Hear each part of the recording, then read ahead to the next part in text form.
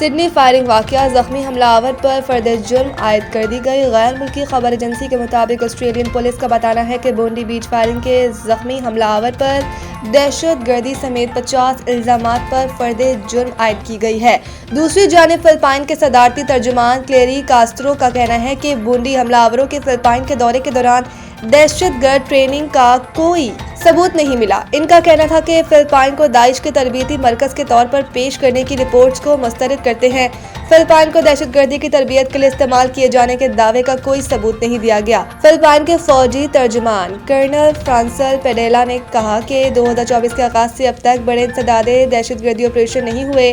باغی گروپ منتشر ہیں اور ان کی کوئی قیادت نہیں ہے۔ یاد رہے کہ 3 روز قبل سڈنی کے بونڈی ساحل پر 2 مسلح افراد نے فائرنگ کر کے 15 افراد کو ہلاک کیا تھا، جبکہ حملے میں 40 افراد زخمی بھی ہوئے تھے۔